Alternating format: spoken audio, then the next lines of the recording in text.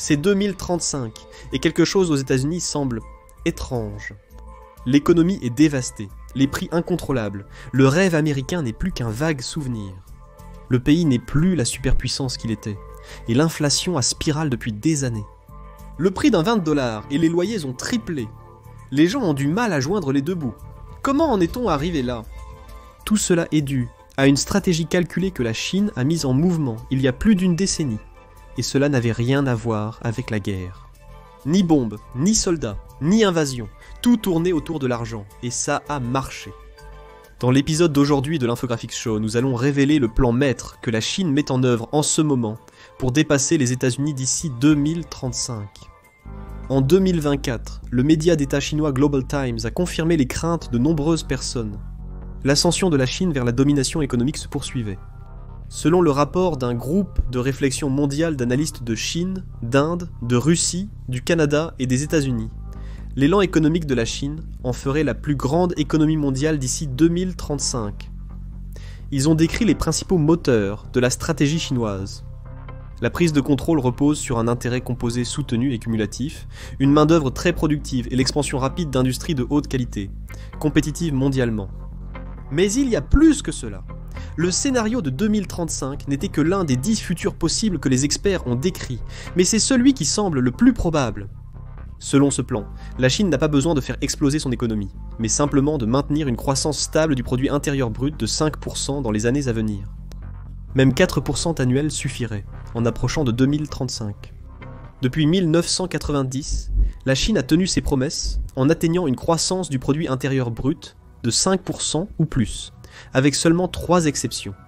3,9% en 1990, 2,2% en 2020, principalement à cause du coronavirus disease, et 3% en 2022. Chaque année a été une victoire pour Pékin. En 2023, la Chine a réalisé une croissance du produit intérieur brut de 5,2%, son plus grand bond étant de 14,2% en 2007. Fait révélateur, la dernière contraction réelle de l'économie chinoise remonte à 1976. Pendant près de 5 décennies, son élan a été sans relâche à la hausse. Les prévisions du produit intérieur brut futur ne semblent guère meilleures pour les États-Unis. Selon Statista, la Chine pourrait dépasser les États-Unis dans ce domaine plus tôt que prévu. En 2020, le produit intérieur brut de la Chine atteignait 14,8 trillions de dollars contre 20,8 trillions pour les États-Unis, soit un écart de 6 trillions. Toutefois, les projections suggèrent que cet avantage diminuera à seulement 3 billions de dollars d'ici fin 2025. D'ici 2030, on s'attend à ce que la Chine dépasse entièrement les États-Unis, atteignant 33,7 trillions de dollars comparé à 30,4 trillions de dollars de l'Amérique. Dès lors, la croissance économique de la Chine s'accélère fortement. D'ici 2035, le produit intérieur brut de la Chine devrait grimper en flèche à 49,1 trillions de dollars, tandis que les États-Unis ne parviendront qu'à une modeste augmentation à 36,2 trillions de dollars. Le Covid a temporairement ralenti la Chine, mais maintenant qu'elle a résolu le problème, elle est de nouveau en passe de devenir la superpuissance économique mondiale, ce qui aura des répercussions sur les États-Unis. La grande question est, comment tout cela se passe-t-il ? Le plan de la Chine pour surpasser économiquement les États-Unis est complexe et multidimensionnel, mais il débute par un élément que nous pouvons tous saisir. La Chine a beaucoup plus de travailleurs que les États-Unis, et elle bénéficie déjà de cet avantage en matière de main-d'œuvre pour se faire le pays de référence en matière de fabrication à grande échelle. C'est stupéfiant, quand on pense que les États-Unis demeurent l'une des économies les plus dynamiques au monde. Cependant, les quelques 750 millions de travailleurs chinois changent la donne. C'est plus de 4 fois plus grand que les 170 700 000 travailleurs américains. Au niveau le plus basique, cette pure main-d'œuvre donne à la Chine la capacité de produire plus de 4 fois autant de biens que les États-Unis, lui conférant un avantage écrasant en matière de production industrielle, de fabrication et de croissance économique. Avec cette main-d'œuvre, la Chine ne fait pas que concurrencer, elle prend de l'avance. Sa croissance économique est loin d'être terminée. Beaucoup aux États-Unis se sont réconfortés avec l'idée que nous assistons déjà au pic de la Chine. L'idée qu'après des décennies d'expansion rapide, l'économie chinoise a atteint un ralentissement naturel et qu'elle ne dépassera jamais les États-Unis. Bien que la Chine ne puisse pas stagner, certains soutiennent que sa croissance ne sera plus assez rapide pour dépasser l'Amérique. Cependant, cette idée pourrait être erronée. Wang Wende, l'Institut Chongyang pour les études financières de l'université Renmin, affirme que l'essor économique de la Chine continue de s'accélérer. L'idée d'un sommet chinois n'est rien de plus qu'un vœu pieux. Pourquoi ? C'est tout à propos de l'urbanisation. Le taux d'urbanisation n'est que de 65%. Si on le calcule à 80% à l'avenir, cela signifie qu'un autre 200 à 300 millions de personnes entreront dans les zones urbaines, ce qui générera une énorme augmentation de l'économie réelle, affirme Wang. En somme, la Chine n'exploite pas encore tout le potentiel de sa vaste main-d'œuvre. Lorsque ce sera le cas, les États-Unis seront en difficulté. Comparez le taux d'urbanisation de l'Amérique de 83,3% en 2023 aux 65% actuellement atteints par la Chine. Et il n'y a qu'une seule conclusion. La Chine a un grand potentiel pour développer son économie, contrairement aux États-Unis qui ont peut-être déjà atteint leur apogée. La première phase de la stratégie économique chinoise vise à accélérer l'urbanisation en déplaçant une plus grande partie de sa population vers les villes, où elle peut contribuer aux industries, à haute productivité qui stimulent la croissance du produit intérieur brut. Mais ce plan ne s'arrête pas là. Un deuxième élément, plus diabolique, tire directement parti de l'un des plus grands moteurs économiques de l'Amérique, la cupidité des entreprises. En persuadant les entreprises américaines de délocaliser leur production, la Chine assure un flux constant d'investissement, tout en affaiblissant l'industrie de l'Amérique. Depuis les années 1990, la Chine s'est stratégiquement positionnée comme l'usine du monde, en faisant la destination privilégiée des entreprises, à la recherche d'une fabrication à grande échelle et bon marché. Pékin a tendu un appât, et les entreprises américaines ont mordu à l'hameçon. La raison est simple, les salaires. En Chine, les salaires minimums les plus élevés ne représentent qu'une fraction de ceux des travailleurs américains. Le salaire minimum mensuel le plus élevé à Shanghai n'est que de 370 $, tandis que Pékin détient le taux horaire le plus élevé à 3,70 $. Comparez cela aux États-Unis, où le salaire minimum fédéral reste à 7,25 $ de l'heure, presque le double du meilleur taux de Pékin. Cependant, 7,25 $ de l'heure ne suffisent pas pour vivre dans de nombreux États américains, obligeant la Californie et New York à augmenter leur salaire minimum à 16,50 $ par heure, soit plus de 4 fois le taux le plus élevé de la Chine. Pour les entreprises axées sur la réduction des coûts, le calcul est clair, la fabrication en Chine est nettement moins chère qu'aux États-Unis. La Chine a nettement moins d'exigences réglementaires que les États-Unis concernant le traitement des employés. Les travailleurs chinois n'ont généralement pas d'assurance indemnisation. Les usines ont longtemps recouru au travail des enfants et à des horaires prolongés pour exploiter au maximum leur main-d'œuvre. Pékin est l'une des villes les plus polluées du monde, et bien que la Chine ait récemment introduit des politiques d'air pur pour améliorer les conditions dans ses centres de fabrication, son histoire raconte une histoire différente. Aussi récemment qu'en 2019, la Banque mondiale a rapporté que 18 des 20 villes les plus polluées de la planète se trouvaient en Chine. Les dirigeants du pays ont sacrifié la santé et les normes pour plus de profit et se concentrent désormais sur un air plus sain pour prolonger la durée de vie de leurs travailleurs. En résumé, il est beaucoup moins cher de fabriquer des produits en Chine qu'aux États-Unis. Les entreprises américaines ont profité de ce fait. Boston Consulting Group, révélant que plus de 90% d'entre elles ont délocalisé leur production entre 2018 et 2023. Parmi ces 90% environ, la moitié affirme avoir délocalisé au moins 20% de leurs dépenses de fabrication et d'approvisionnement. Bien sûr, toutes ces entreprises n'envoient pas de travail en Chine, au Mexique, en Inde, et plusieurs autres nations reçoivent tout autant de travail des entreprises américaines. La Chine a grandement contribué à la tendance d'externalisation aux États-Unis et en récolte désormais les fruits grâce à un plan savamment orchestré. En encourageant les entreprises américaines à produire à l'étranger, la Chine a rendu les États-Unis dépendants de la main-d'œuvre étrangère, affaiblissant leur capacité de production. Le résultat est une nation qui a autrefois mené le monde dans la fabrication, lutte maintenant pour soutenir ses propres industries. Cette dépendance a injecté des milliards de dollars dans l'économie chinoise, accélérant son ascension alors que les États-Unis deviennent de plus en plus dépendants. L'accent mis par l'Amérique sur des profits à court terme, grâce à l'exploitation de la main-d'œuvre sous-payée de la Chine, faisait partie du plan initial. Après tout, la Chine exploitait ses travailleurs bien avant de commencer à encourager d'autres pays à faire de même. Mais le plan chinois 2035 va plus loin.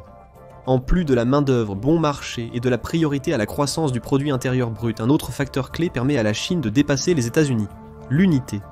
Le président chinois Xi Jinping a méticuleusement cultivé une culture de fierté nationaliste, façonnant une société où les citoyens sont censés travailler collectivement vers les objectifs à long terme du pays. L'accent mis sur l'unité n'est pas que de la rhétorique, c'est un moteur de l'élan économique chinois. En fait, l'unité nationale était le thème clé du message de Xi lors de sa tournée diplomatique de juillet 2024 dans les pays voisins du Tadjikistan et du Kazakhstan, ainsi qu'à la 24e réunion du Conseil des chefs d'État de l'Organisation de coopération de Shanghai, ou Organisation de coopération de Shanghai. Ces visites ont renforcé l'engagement de la Chine envers l'influence régionale et l'expansion économique, deux éléments essentiels de sa voie vers la domination mondiale. Cet événement a vu la Chine accueillir la Biélorussie en tant que nouveau membre de la Organisation de coopération de Shanghai. Nous parlerons bientôt des liens de plus en plus profonds de la Chine avec d'autres pays. Et il a vu Xi faire référence à ce que la Chine appelle l'esprit de Shanghai. Elle a également affirmé qu'en face du défi de l'interférence et de la division, tous les membres de la Organisation de coopération de Shanghai doivent se joindre à la Chine pour consolider l'unité. Ne sous-estimez pas l'impact de ce message. Xi s'est appuyé dessus pendant des décennies pour faire de la Chine une puissance économique et militaire, et Xi Jinping comprend si bien le pouvoir de l'unité nationale qu'il ne l'a pas seulement renforcé en Chine, il a activement travaillé à l'affaiblir aux États-Unis. Pour Pékin, une Amérique divisée est une Amérique vulnérable. Les États-Unis, préoccupés par les luttes politiques, les troubles sociaux et l'incertitude économique, accordent moins d'attention à la montée en puissance de la Chine. Le plan de la Chine vise à remodeler la perception mondiale d'elle-même et des États-Unis en tant que nation la plus puissante. Elle dépense des milliards de dollars chaque année pour ce type de campagne. Les approches varient, et incluent même des exemples apparemment bénins, tels que l'organisation d'événements parrainés par l'État, comme l'a fait la Chine en septembre 2023. Cet événement a vu Pékin inviter 22 journalistes de 17 pays différents pour explorer les bazars chinois, discuter avec les résidents, et même déguster quelques tranches de pastèques. Les rapports des journalistes sont tous revenus en affirmant que la Chine est un pays plein de diversité culturelle, religieuse et ethnique, alimentant à nouveau le récit d'unité que Xi souhaite créer. Les États-Unis sont confrontés à un champ de bataille numérique où l'intelligence artificielle est l'arme la plus puissante de la Chine. Pékin a utilisé l'intelligence artificielle pour générer des réseaux entiers de faux sites d'information, conçus pour ressembler à des médias légitimes, tout en poussant secrètement des récits pro-chinois et anti-américains. Il s'agit de manipuler l'audience, selon Shannon Vincent du Comité pour la liberté à la Fondation de Hong Kong. La manipulation des médias est finalement une manipulation des lecteurs et du public, dit Vincent, et cela est nuisible à la démocratie et à la société. C'est là que réside la clé de cet aspect du plan de la Chine pour dépasser les États-Unis. Elle utilise des sites de fausses nouvelles, imitant des médias respectés comme le New York Times, pour diffuser de la propagande. Elle utilise également ce que certains experts appellent le spamouflage. De faux comptes chinois de réseaux sociaux se font passer pour des Américains, afin de propager de la désinformation et d'attiser les polémiques. Graphica a identifié 15 de ces comptes, sur 10 sur TikTok, et un compte imitant des médias américains, dans une petite étude en 2024. Il existe probablement des centaines de faux comptes de ce type sur internet, visant avant tout à influencer et créer la division par tous les moyens nécessaires. À quoi sert cette division? Simple, à la distraction. Pendant que les fausses nouvelles se propagent, la Chine met aussi en place une stratégie astucieuse pour dépasser les États-Unis d'ici 2035. Elle investit massivement. Pour maintenir une croissance annuelle du produit intérieur brut de 5% et dépasser les États-Unis, la Chine doit réinvestir environ 40% de son produit intérieur brut sur les marchés intérieurs et étrangers. Si Pékin investit judicieusement, sa stratégie de réinvestissement stimulera non seulement sa propre expansion, mais consolidera aussi le rôle de la Chine en tant que principal moteur de la croissance économique mondiale. Selon les analystes, la Chine a été le principal moteur économique mondial ces 40 dernières années, et si cette trajectoire se poursuit, sa domination ne fera que s'accentuer. Pékin surpasse les États-Unis en termes d'investissement étranger. La Chine est devenue le plus grand investisseur mondial, via son initiative de la ceinture et de la route. Initiative de la ceinture et de la route, aussi appelée la nouvelle route de la soie. La initiative de la ceinture et de la route voit la Chine dépenser énormément pour créer des infrastructures principalement dans les pays en développement qui bénéficient finalement à Pékin. Grâce à d'énormes investissements dans les routes, les chemins de fer, les télécommunications et les projets énergétiques, principalement dans les nations en développement, Pékin étend son influence tout en sécurisant son levier économique et politique. Cette stratégie a fait de la Chine le premier investisseur mondial dans les infrastructures critiques, chaque dollar dépensé étant conçu pour renforcer son emprise dans des régions clés. Selon le Bureau de responsabilité gouvernementale des États-Unis, la Chine a investi un stupéfiant 679 milliards de dollars dans des projets initiatives de la ceinture et de la route dans près de 150 pays entre 2013 et 2021. Cela prouve à quel point sa portée économique s'est étendue, et combien de contrôles elle est susceptible de gagner. Mais il y a un côté plus sombre à l'aspect initiative de la ceinture et de la route du plan de domination des États-Unis par la Chine. Cet investissement a un coût. La Government Accountability Office a qualifié la Chine de plus grand percepteur de dettes au monde, soulignant que ces investissements signifient qu'elle est redevable de 1,34 trillion par les nations pour lesquelles elle réalise des projets initiatives de la ceinture et de la route. Cela seul est dangereux. La collecte d'intérêts sur les paiements pour ces projets enrichit encore plus la Chine. Cependant, l'initiative de la ceinture et de la route devient encore plus terrifiant pour les États-Unis. Quand on examine les contrats signés par la Chine avec les nations bénéficiant de ces investissements, en 2021, plusieurs groupes, dont l'Institut Kiel pour l'économie mondiale, ont examiné plus d'une centaine des contrats de financement de la dette que la Chine a signés avec des nations qui sont censées bénéficier de initiatives, de la ceinture et de la route. La plupart de ces contrats comprenaient des clauses empêchant l'autre nation de refinancer les dettes qu'elle a avec la Chine, auprès de l'un des 22 pays du groupe collectivement connu sous le nom de Club de Paris. Ce club implique la plupart des grandes puissances économiques occidentales, y compris les États-Unis. Les contrats de la Chine garantissant que les nations initiatives de la ceinture et de la route sont liées à Pékin, aussi longtemps que leur dette existe. Les États-Unis ne peuvent pas le prendre en charge ou aider. Une autre clause préoccupante dans ces contrats est que la Chine peut exiger à tout moment le remboursement des dettes accumulées par l'élite par les pays qu'elle est censée aider. La Chine détient jusqu'à 1,5 billion de dollars de dettes qu'elle peut réclamer quand elle le souhaite. Cet argent pourrait être injecté dans l'économie du pays s'il connaissait un accroc qui le détourne de la voie pour dépasser les États-Unis. Beaucoup des pays bénéficiant du financement chinois initiative de la ceinture et de la route ne pourront pas rembourser leurs dettes immédiatement. C'est aussi bien pour Pékin. Ce qu'elle ne récupère pas en termes d'argent, elle le reçoit en influence et en capacité à utiliser l'infrastructure qu'elle construit dans ces pays à ses propres fins. Tout cela revient à dire que la Chine tisse des liens et se met en position d'utiliser ses déjà impressionnants stocks d'argent pour en gagner encore plus. C'est ça l'investissement. Nous avons mentionné la création de liens tout à l'heure. Cela nous mène à un autre aspect étonnant du plan de la Chine pour dépasser les États-Unis comme première puissance économique mondiale. Brésil, Russie, Inde, Chine, Afrique du Sud, initialement formées par le Brésil, la Russie, l'Inde et la Chine, avec l'adhésion ultérieure de l'Afrique du Sud, a été créée pour renforcer la coopération économique entre les puissances émergentes, opérant en dehors de l'hégémonie occidentale traditionnelle. Cela ne signifie pas que ces nations refusent Gromit de commercer avec les États-Unis et leurs homologues occidentaux. En fait, elles le font toutes. Plutôt, ces pays sont plus intéressés à se construire via l'Alliance qu'à soutenir l'Occident. En 2024, les Brésil, Russie, Inde, Chine, Afrique du Sud ont accueilli l'Égypte, l'Éthiopie, l'Arabie Saoudite, l'Iran et les Émirats Arabes Unis, se développant considérablement. Avec ces ajouts, le groupe de plus en plus influent en est venu à représenter 45% de la population mondiale, 25% du commerce mondial, 28% du produit intérieur brut mondial, 25% de la superficie terrestre mondiale et un stupéfiant 40% de la production pétrolière. Les Brésil, Russie, Inde, Chine, Afrique du Sud permettent à Pékin d'étendre son influence sur une grande partie de l'infrastructure énergétique et du commerce mondial. Bien que la Chine ne puisse pas encore dicter le flux de pétrole ou unir pleinement les Brésil, Russie, Inde, Chine, Afrique du Sud contre l'Occident, elle prépare clairement le terrain pour un avenir où un tel levier pourrait être possible. De plus, les Brésil, Russie, Inde, Chine, Afrique du Sud continuent de croître. Il a ajouté l'Indonésie comme son 10e membre en janvier 2025, avec le Nigeria qui a rejoint peu de temps après le 17 janvier. Les Brésil, Russie, Inde, Chine, Afrique du Sud représentent plus de contrôle sur les moyens de production. Les Brésil, Russie, Inde, Chine, Afrique du Sud représentent une emprise croissante sur l'énergie et le commerce mondiaux, forçant progressivement les États-Unis à relâcher leur domination dans certaines régions. L'Amérique reste une puissance majeure dans le commerce et l'énergie, mais son influence s'érode alors que de plus en plus de nations s'alignent avec la Chine. Encore une fois, c'est l'unité contre la division.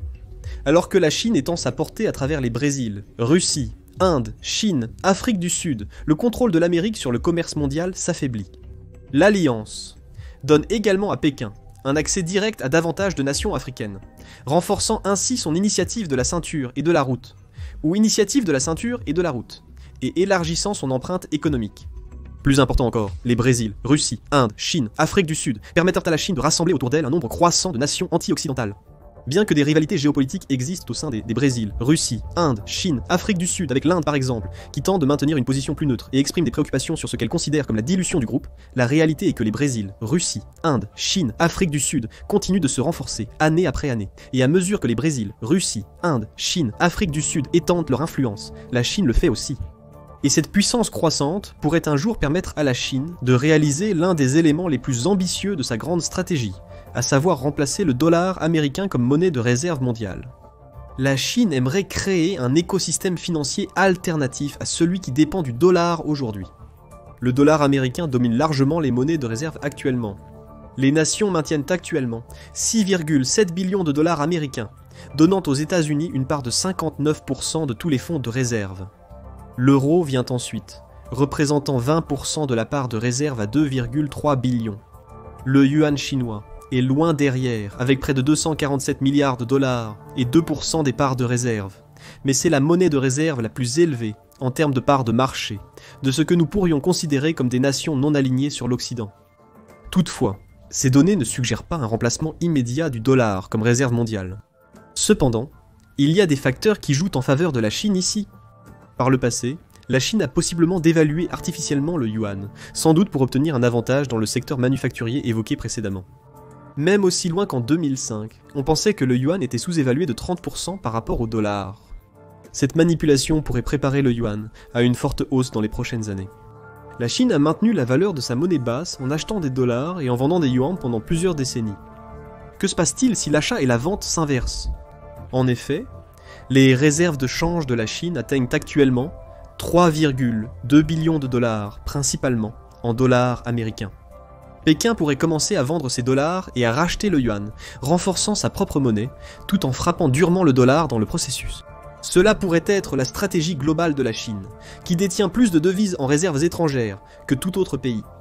Pour l'instant, la Chine maintient volontairement le yuan à une valeur basse. Cela pourrait changer à l'avenir. Une augmentation future de la valeur du yuan pourrait progressivement le faire remplacer le dollar pour de nombreux pays. Cela pourrait être le cas avec les États-Unis menaçant d'imposer des tarifs douaniers contre la Chine et toute nation qui ne suit pas le rythme américain. Ceux qui sont piqués par ces tarifs, en particulier les pays qui ne sont pas ancrés dans l'hégémonie occidentale, peuvent l'année commencer à considérer la monnaie chinoise comme une alternative viable. D'autres actions occidentales ont également stimulé le yuan, y compris les nombreuses sanctions imposées contre la Russie. Par exemple, les échanges bilatéraux en yuan ont augmenté d'un tiers pour atteindre 53% en juillet 2024, comparativement à 40% au même mois en 2021. Le commerce extérieur de la Chine s'effectue de plus en plus hors de l'écosystème du dollar, passant de 80% en 2010 à la moitié depuis les sanctions occidentales. Le yuan est encore loin derrière. Il est utilisé pour 7% de toutes les transactions de change contre 88% pour le dollar. La Chine propose le yuan comme alternative au dollar, qui devient difficile à utiliser pour certains pays, en tant que monnaie de réserve et de commerce.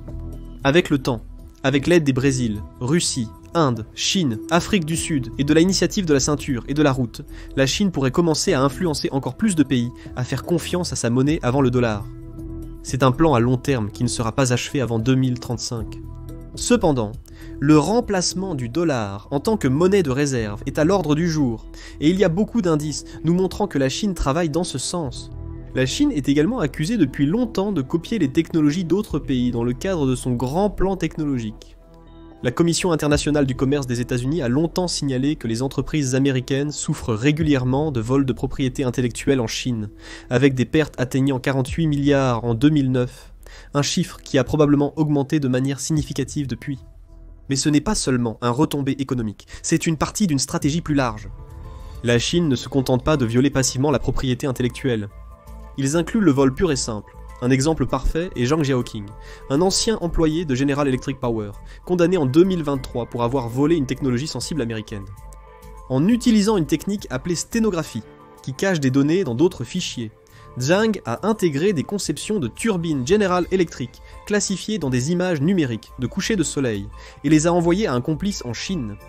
Cela signifie que Pékin a obtenu frauduleusement des innovations américaines de pointe, renforçant ses propres capacités industrielles et militaires, sans avoir à passer des décennies à les développer. Ce type de vol à lui seul serait suffisant pour s'inquiéter, mais maintenant, la Chine veut créer un meilleur levier sur les marchés. En 2024, Xi a déclaré que la Chine mettrait l'accent sur l'innovation tous azimuts dans les années à venir.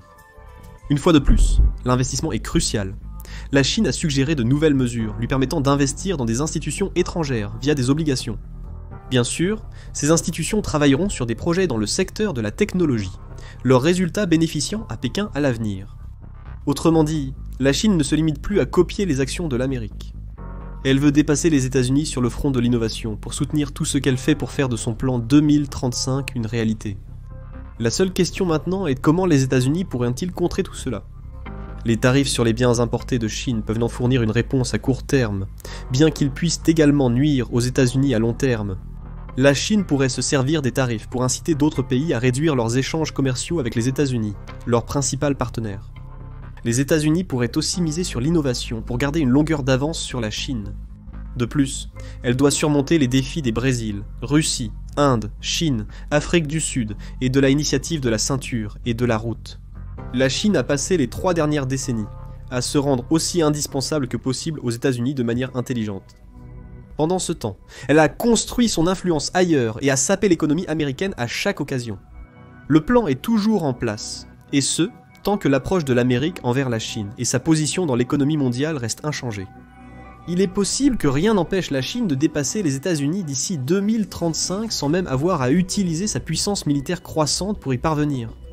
Mais que pensez-vous du grand plan de la Chine pour 2035 ? La Chine parviendra-t-elle à atteindre ses objectifs de croissance du produit intérieur brut malgré les obstacles potentiels ? Dites-le nous en commentaire. Regardez maintenant le plan des États-Unis si la Chine prend Taïwan, ou cliquez plutôt sur cette vidéo.